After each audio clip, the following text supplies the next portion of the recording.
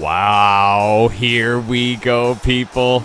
Another insane BMF tournament matchup. This is our second fight. Welcome, my name is Ricky J. Welcome to the simulation tournament. And what we like to do on this channel sometimes is we sit back, relax, and put these wacky fantasy tournaments together and let the AI duke it out just to see who is the best fighter in this game. So what we're doing in this type of style of a tournament, we're taking the baddest dudes on the roster, excluding the champions, and we're making this open weight tournament, this open weight Grand Prix, to see who is the baddest mofo on the planet. And this matchup is amazing. I've been looking forward to making this video all day long. We got Michael Bisping versus Chuck the Iceman Liddell, and it's going to be a barn burner. I doubt this fight's going to go to the mat.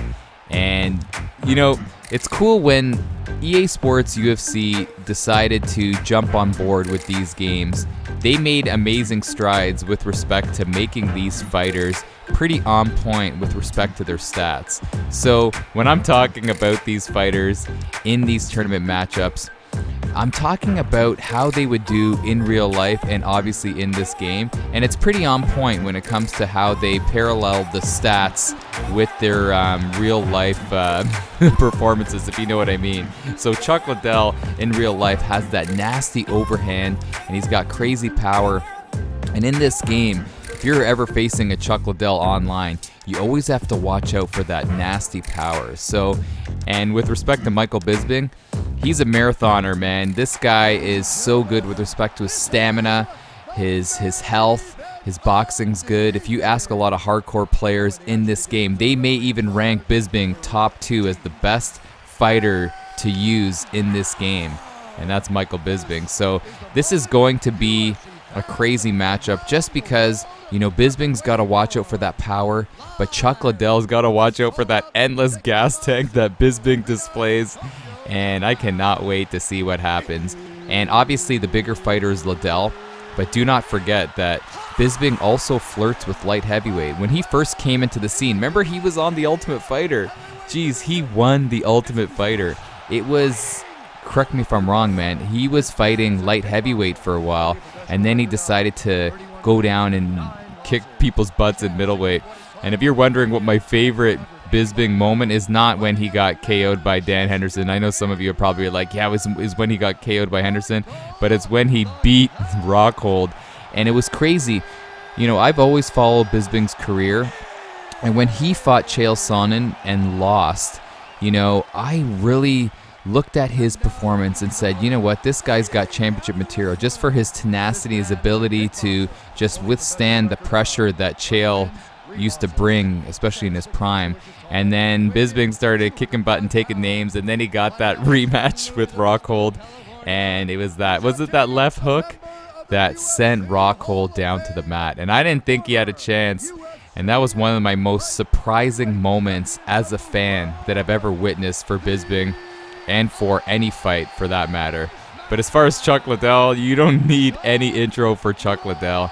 He was like the Hulk Hogan back in the heyday. Remember in 2000, what was it? Maybe 2007 till 2010? UFC was all about Chuck Liddell. Remember the Liddell-Couture matchups? I always felt bad for Couture just because when they fought for the first time, you know, it was Randy pretty much doing a fantastic job using that Greco-Roman pressure. But then in the next two fights, Liddell was just too much with respect to his boxing and his power, and especially that overhand. So here we go. Let's see what happens, and I'm hoping that we see some crazy fireworks. And right away, Bisping is going after that leg. That's some great strategy by the AI to limit the mobility of Liddell. And obviously, Bisping's got the speed advantage, and if he could kind of compromise that leg, you know, Liddell won't be able to get away, especially if he gets tired. And nice. Oh, nice head kick. And a lot of people may say, oh, Chuck Liddell, he can't kick, man. Oh, yeah, he can kick. He can definitely kick. It's amazing how much he's evolved, because he started out as a wrestler, wrestling base, and then I said it before in other videos, he uses wrestling in reverse, the old sprawl and brawl, man. He's one of the pioneers of sprawling and brawling. But right now, what we have here in this matchup, we have both guys being a little cautious. Oh, and then right when I said that, Bisping with some nice crisp combos, going down low, going up high. That used to be my favorite thing to do in EA Sports UFC 2. You were able to kind of throw those unrealistic combos back in UFC 2. In UFC 3, it's so much more realistic, and obviously I like it. Oh no, Bisping is hurt. And I said this in previous videos, in this game and obviously in real life, if you start getting rocked early, it's so hard. It's an uphill battle. It's so hard to make those inroads after and, start to do good things inside the octagon, especially when you have a damaged head. So you can't get in that pocket. You can't exchange. You can't get into that phone booth battle because you're obviously going to get rocked, dropped, or maybe KO'd. So this is a good start for Liddell. Liddell being a little passive, going on his bicycle. Remember, Liddell in real life was known for doing that, getting on that bicycle, backing away, and then landing that crazy overhand and shocking people with that power. But Bisping's doing a nice job. He's got that stamina advantage. And you know what, man? That's so good for him. It's kind of like, oh, nice. Starting out with the lead uppercut. Or no, the lead uppercut there. But, he's going to do a great job if he can keep Liddell down with respect to the stamina. And, definitely be a feather in his cap in this round if he can get that stamina advantage on Liddell and then continue to power forward. And hopefully, I'm not cheering for anyone, but for him, hopefully he can get the victory later on in the rounds. 4 and 5 maybe, or earlier, but got that rock right back. And this is a pretty even round in my opinion. Oh, surprising. Good old Chucky. And look at Chuck. You see, Chuck showed his frustration. I don't know if you saw that. Chuck Liddell showed his frustration. He looked back at Bisping and he said, "What, we're wrestling now?" That was so cool. I don't think I've ever seen that in this game.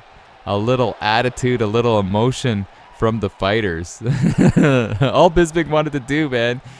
All he wanted to do was just get some points and, leave a good impression with the judges. But I don't know how that round went, man. That was so even. Definitely very, very even. But we'll see what happens here. And do not forget the next fight. A lot of people are like very excited for the next one. It's Nate Diaz. Yeah, man, that's what I'm saying, man. Take on anybody at any time. Going up against Kimbo Slice. Oh, man, I can't wait for that. But here we go. Let's not get ahead of ourselves. Let's finish off this fight before we move on to the next one. And what I like to do is I like to post the fights every other day.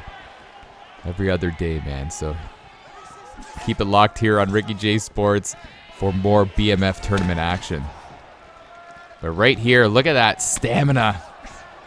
It looks like Bisping just took a nice light little jog because his stamina in this second round is looking pretty sweet. Liddell's is not looking too bad, but Bisping's got that advantage. Oh, Bisping's got to be careful. Oh, wow. Oh, no. Chuck. Oh, Chuck was trying to, he's getting greedy there, taking a little too much in that sequence. And what a great job by Bisping with that high, beautiful high kick, roundhouse kick. And this could be the end for Liddell. Liddell's looking slow, looking wobbly. He didn't have a lot of steam on that lead roundhouse kick right there. This is crazy. Oh my gosh. This Bisping AI is looking phenomenal here. Dropping Liddell. And remember, I always say the bigger fighter has more power in this game. And obviously, in most cases in real life. So you would think that Liddell has would land more big shots, more damage type of shots. And it's Bisping's world, the smaller fighter, doing the damage. And he goes down again. And is this over? Oh, man. That second round is like we saw the Liddell against the Tito Ortiz fight, man. Was it the third fight in the Oscar De La Hoya promotion? Oh, it was just a shadow of the Chuck Liddell that we used to know and love. And oh my gosh, Chucky got a little too creative, and that's not Chuck's game, man. Liddell, that's not his game. And what's his longtime trainer? Was it Hackelman was his name? He is not going to be happy with that performance, and that's how these tournaments go. Liddell, in the last tournament, like I said, went all the way to the finals, and now he is out in the first round. And it's going to be Bisping versus McGregor in the second round. I cannot wait for that one. Oh, man. Keep it locked here, and you will see some more tournament action. But do not forget, in a few days, it's going to be Nate versus Kimbo. Oh, man. Can you tell I'm excited? And hopefully you are too. But anyways, guys, thank you so much for tuning in. Have a great day. This is Ricky J, baby, from Ricky J Sports. And as always, you are awesome.